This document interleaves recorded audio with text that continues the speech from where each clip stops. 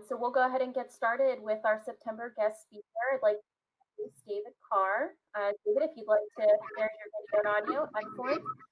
So David's going to be sharing with us a presentation on the AS6500 and some of the publications that he's been involved in. And then we're also going to bring on Nagam, who's our publisher with SAE Books momentarily, and she's going to be doing a Q&A with David, but certainly pose any questions that you have in the chat window, and I'll make sure he's aware of it. Go ahead, David. Okay, well, thanks for having me. My day job, I'm a manufacturing engineer with the Air Force at Wright-Patterson Air Force Base, but my additional duty is the chair of the G23 Manufacturing Management Committee. And as Angela mentioned up front, she said, you all like to get some industry-leading experts to talk, but since she couldn't find any of those, you've got me instead, okay? So I'm going to go through an overview of the AS6500 Manufacturing Management Program Standard, and then talk a little bit about this strange new book that's coming out, How to Manage the Perfect Factory. So with that, I'm going to go through a little bit of a background first. There we go. In terms of background, where this whole sordid tale began was back in the mid-1990s. The Department of Defense used to have a lot of military specs and standards for everything in the world. And there was a military standard for how you manage a factory called manufacturing management, MIL Standard 1528A, and everyone kind of stands up and salutes to that. Well, in the mid-1990s, a lot of that stuff went away. And the problem was these were standards that we would put on contracts, so all of our contractors would do things pretty much similar to everyone else, and there were standard practices that everyone followed, but those standards got wiped away in the mid-1990s. And then probably about 10 years later or so, we started to realize we were seeing a lot of issues like what it says on this chart here, like system performance shortfalls, cost overruns, supplier quality escapes, transition problems. Not to say that all of those things pointed back to manufacturing root causes, but yet there were a lot of these things where we could directly report back to or point back to root causes in the manufacturing environment. And the GAO would often come and beat up a lot of our programs and say, hey, you're doing a terrible job at transitioning to production. So we knew there was an issue out there. So we went out and interviewed some senior leaders in industry, and what they told us was that we, as an Air Force, were bad customers. What they meant by that was that we did not specify any particular manufacturing management requirements on contract. And the problem for that is you might think that's a good thing because you all have the flexibility then to do whatever you want, but really the drawback is if we as a customer are not asking for something specifically, then it probably won't get done. And let me give you a couple of examples. One would be like a producibility study. Our counterparts in industry, you all know that, those of you out there are manufacturing related, you know the importance of doing producibility studies. Well, if you're in a competitive environment and you're going to your program manager and saying, hey boss, I need some budget to do this producibility study. If he looks at the contract and says, well, there's nothing on contract that the customer is not asking for that, so no, you don't get the money to do that. So that's where the problem comes in. We're not asking for the right things, even though our counterparts in industry know all the right things to do. They want to do all the right things, but if we're not asking for them as a customer, then it's hard for you all to get the budget to actually make it happen. So to make a long story short, and this is where you say too late, we went to SAE created the G23 Manufacturing Management Committee for us, and you can see some of the members on there. And I like to refer to them as the usual suspects, the usual cast of characters of people that show up from these organizations and companies from a manufacturing standpoint and help us with a lot of these manufacturing issues. But once again, to make a long story short, we published the standard in November 2014. And just to give you an overview of the standard, the first bullet, if you read that, it's kind of the motherhood and apple pie. It's got the best practices aimed at promoting timely development, production, modification, fielding, sustainment, affordable, and capable products. It sounds like motherhood and apple pie, but I think it's actually very true. And if you think about it, manufacturing and how well the factory does has a direct impact on cost, schedule, and performance. So we're trying to implement those practices that are going to improve cost, schedule, and performance. Some other elements of the standard are that as we went into writing it, we wanted to provide maximum flexibility for different industries, and that it will be easily tailorable to different programs and different contractors, different environments. We tried to be as non-prescriptive as possible and use just top-level requirements. So the idea is that by not being too prescriptive, it would allow companies to be able to use their existing practices to the maximum extent possible. And the last thing we wanted to do was what I talked about in the previous couple charts, was we wanted to provide a vehicle that provides this clear contractual requirements that both the government and industry can use to communicate those requirements to their suppliers. Just a kind of a real top level look at how 6500 relates to some of the other SAE standards. We really see it as being the companion document to AS9100. Of course, 9100 is the quality management systems, and then 6500 really goes hand in hand with that as the standard for the manufacturing management systems. And then there's several other SAE documents that are referenced and related to 6500 and 9100 that you can see here that we call out in 6500 as a reference to go to for more details for some of these practices. You'll also notice from this is there is some overlap with AS9100. As we were writing our standard, we tried very hard not to actually duplicate content that was in 9100, but some amount of overlap I think is actually good. The overlap occurs in areas where extra emphasis may be required, or where we provide more details for how to apply certain QMS concepts to the shop floor. So overall, I think 6500 really integrates well into the whole library of standards that SAE owns.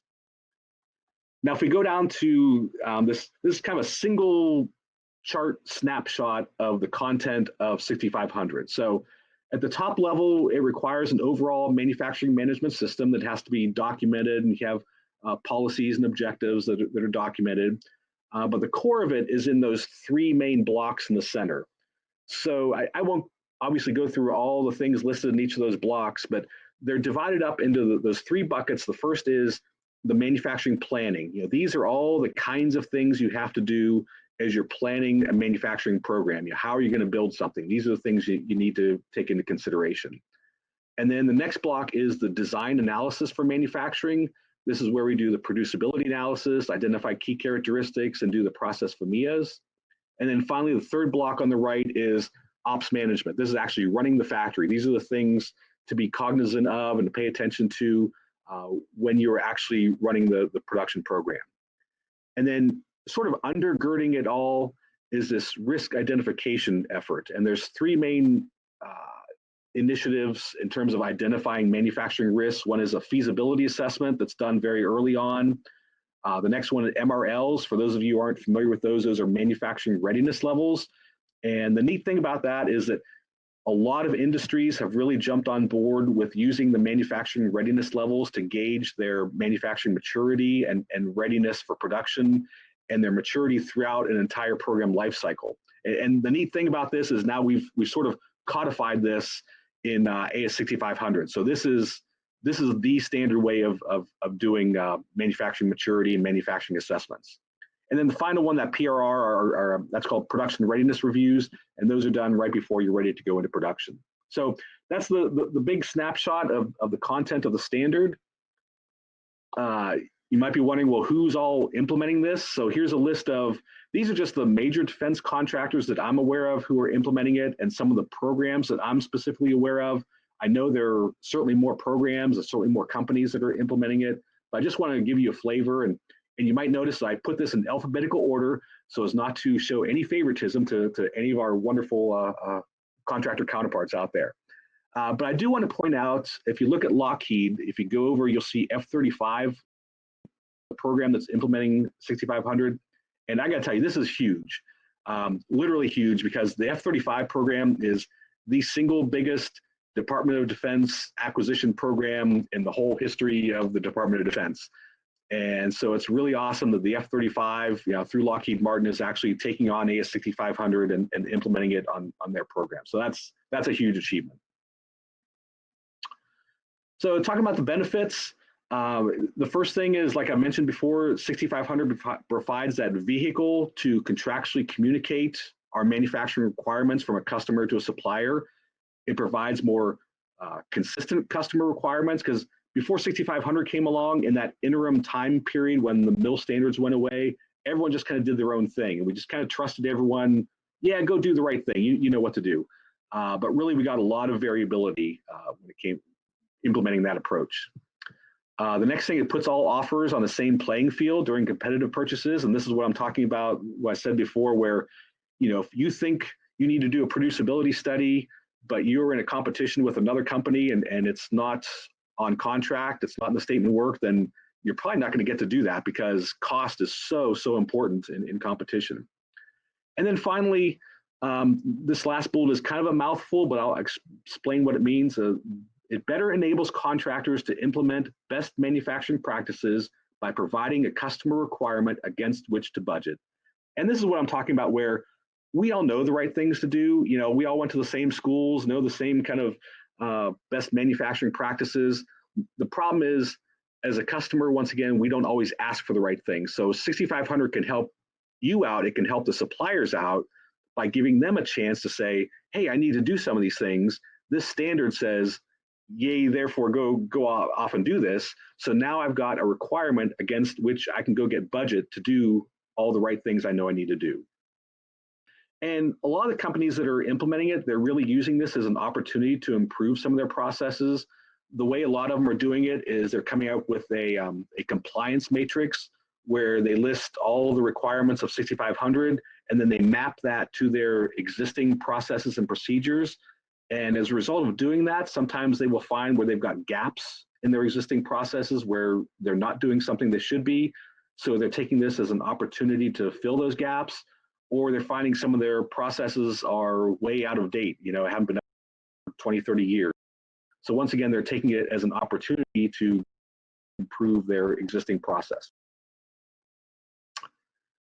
This is a notional chart just showing you the cost benefits. The graphs are the cumulative manufacturing costs. And like I said, this is just totally notional, but conceptually, if you look at the red line, which is the traditional approach, manufacturing, we're the stepchildren that don't get much attention early on in development. You don't get much investment there. And then you realize, oh my gosh, it's time to go into production. We got to spend a whole bunch of money and buy all the equipment stuff. And so the costs, go up and up and up there. Whereas opposed to the blue line, which is a 6500 approach, it does require more of an investment up front. And, there was the book that said quality is free. And I guess I never really bought into that, because it does take money to do producibility studies, to do process FMEAs, to identify key characteristics, develop process control plans. It takes an investment to do that. But we know, based on past history, that if you do all those right things, you're going to see a huge cost avoidance out in production.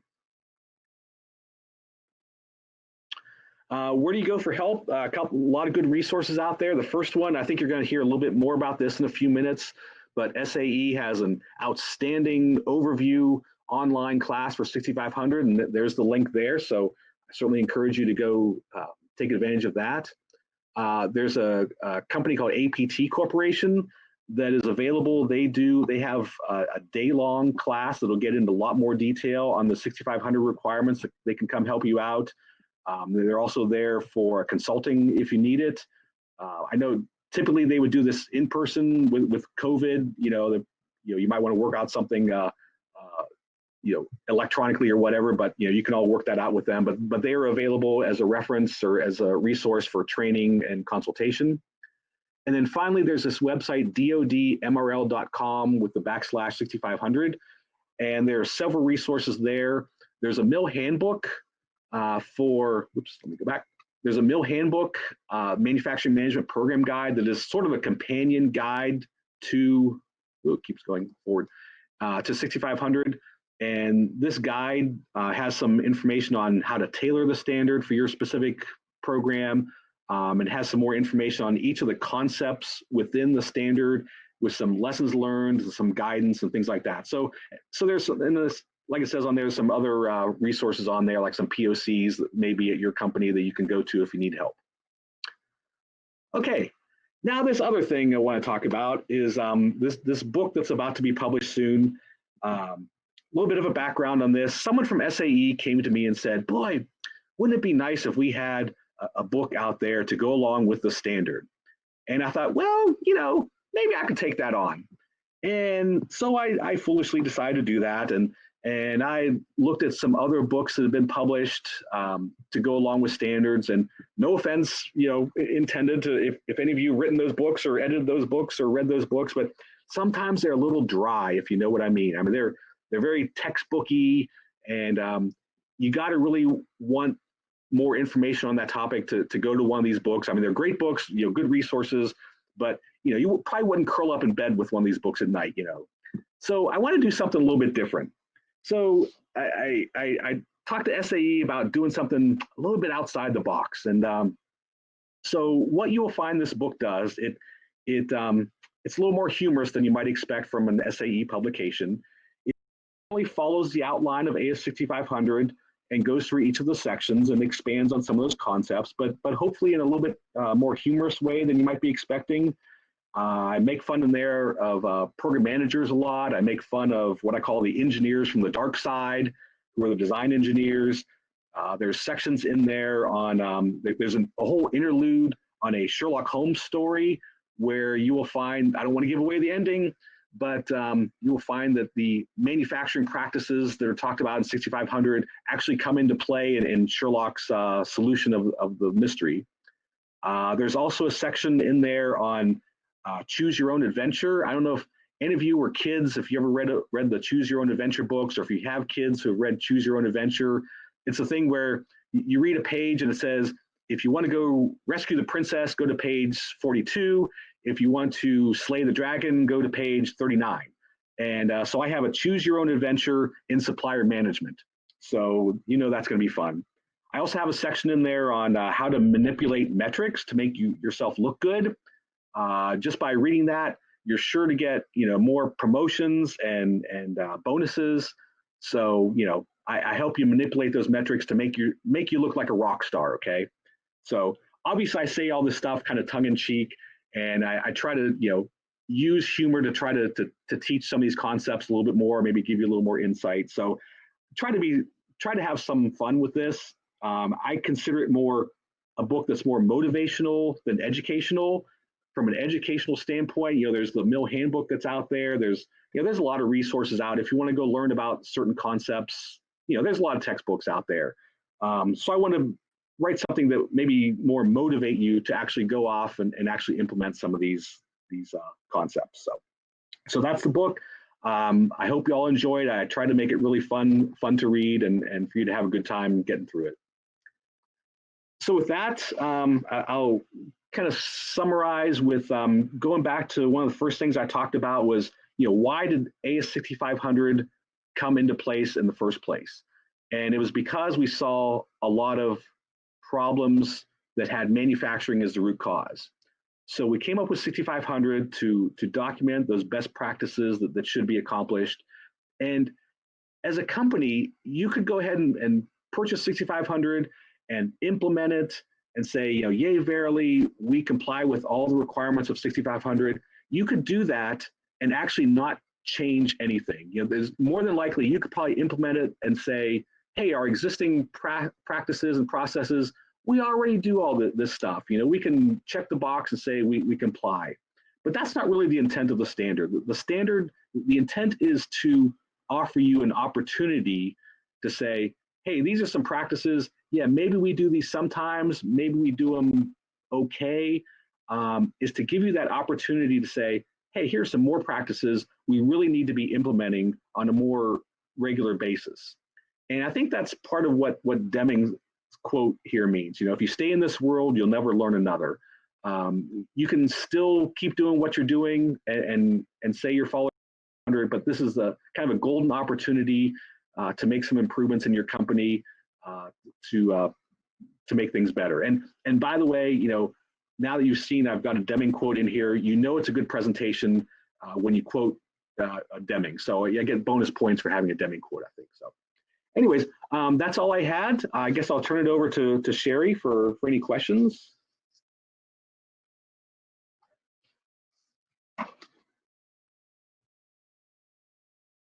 Echo again.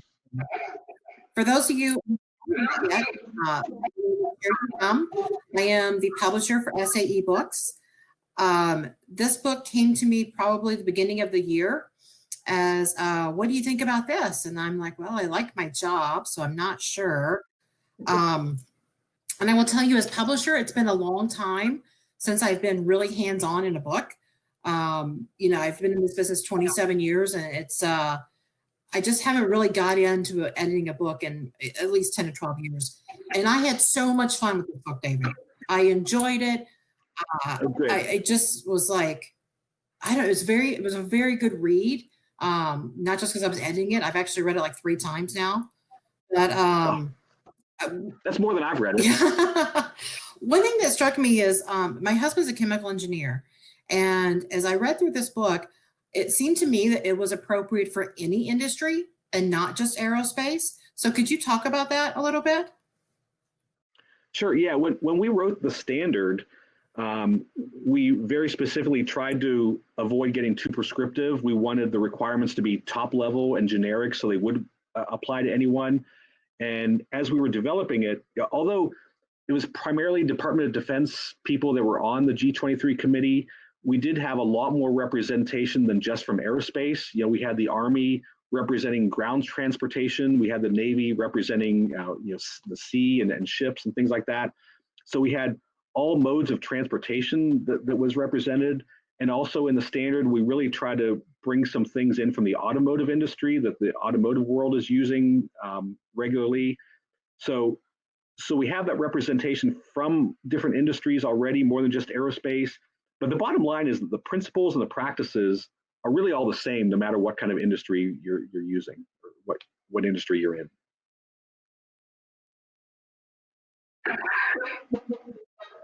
Overall, what do you think the industry reaction to be is 6500? So about a year ago, we actually did some interviews with some of the companies that are implementing 6500. And it was very positive. As I mentioned in the presentation, they're using it as an opportunity to improve their existing processes and procedures. But we also got some very specific feedback from them. A lot of them said that 6500 actually improved the focus of their company on manufacturing. It elevated the importance of manufacturing within their company. One person from one of the companies said it gave manufacturing a seat at the table. And what he was referring to was the design table. Instead of the design engineers that were out there doing their own thing, 6500 kind of almost forces that integration between manufacturing and design. So we're seeing real payoffs where this is really helping out to get manufacturing better integrated in the design. And the one last thing I would say is, one of the guys we talked to, his closing comment was, he said the standard was darn good. Except he didn't use the word darn. He used a different word, which I can't repeat here, but it was very good feedback, though. To place the table for manufacturing engineers. That reminds me in your book how you talk about the dark side versus the enlightened engineer. I love that. And could you expand on that just a little bit? Well, I'm probably gonna get in trouble on that because I'm sure a lot of the people in the audience are what I would say engineers from the dark side. And what I mean by that is, when I say engineers from the dark side, it would be the design engineers that don't take into account manufacturing capabilities and processes. So on the flip side are the enlightened engineers, which generally are the manufacturing engineers and the quality engineers, but really any engineer who recognizes the importance of matching up the manufacturing capabilities versus the design requirements. You've got the engineers from the dark side, their solution to a problem, if there's a quality problem, they would say, well, just tighten the tolerances. That works, right? Without understanding what manufacturing is capable of. So, but that's why I mean, between the engineers from the dark side and the enlightened engineers, and with regard to how to like pull those groups together, I think if you look at 6500, it kind of walks you down that path, and especially like the section on design analysis, because it talks about producibility analysis. It talks about having manufacturing integrated into the design decisions. And one specific example from my past that I've seen is key characteristics. That's one of the practices that we really emphasize in the standard and in the book.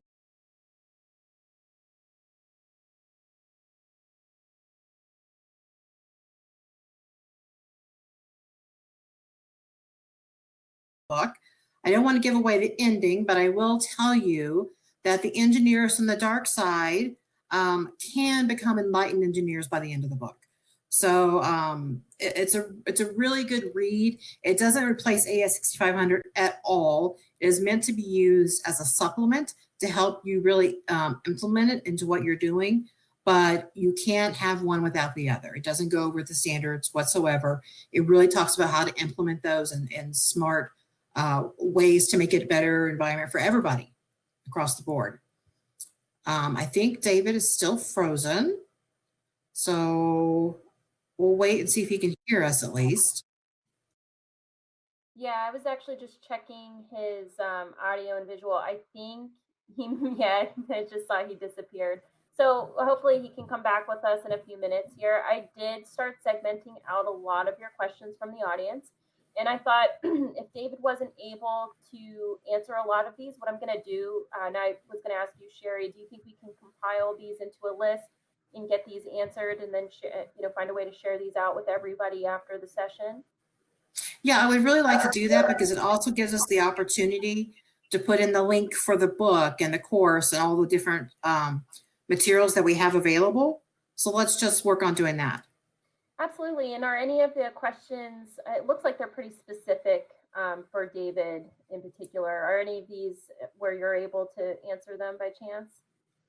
I don't think so. I think we really need David on these. He's back. Yeah, sorry. I don't know what happened. The internet dropped out. That's okay. We were just saying that we think we're going to compile the questions for you, okay. Have you answer them, and then we'll send them out to the audience with the links to the products, the books, Sure. the standards. Unless there's any burning questions that someone wants to get answered right now, you can pop that back in the chat box. Okay, I think we can move on. There's a lot of good questions over there. I hopefully have a lot of good answers for them eventually. You do. And while you were gone, I did ruin the ending of your book and tell them that the dark side engineers can become enlightened. That's right. That's right. So hope is not lost here. Okay. And Sherry, I hope you don't lose your job over this. So. Well, you better buy me a lottery ticket in case I do. If you're feeling lucky, I will. Yeah. And I hear the unemployment benefits are pretty good right now. So. Yeah.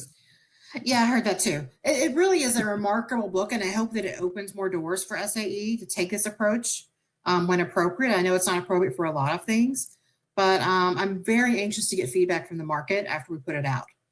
So send us your notes, good, bad, and the ugly. We want to hear them. Thank you, David. I appreciate you coming on. Sure, I appreciate you taking a chance on something that's way outside the box for you all. Hey, David, I'm so sorry. I did want to ask because we got this question a couple of times. It says AS6500 ANAB. There's a lot of questions in here. I don't know we'll be able to get to all of them. But if you can look on the right side, are you able to answer that for John? What's ANAB mean?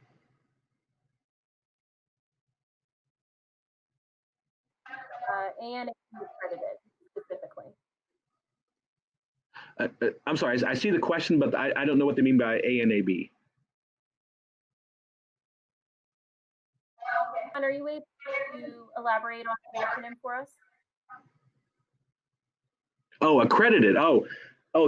There's no accreditation. The committee made a conscious decision not to go with third-party certification such as like ISO or AS9100 does. In terms of compliance, you can basically you can say, make a self-declaration, self-declare that you comply with AS6500. Other than that, it's between the customer and the supplier. It's up to the customer how they want to verify compliance. In the DoD world, we use DCMA, Defense Contract Management Agency, to go ahead and monitor compliance.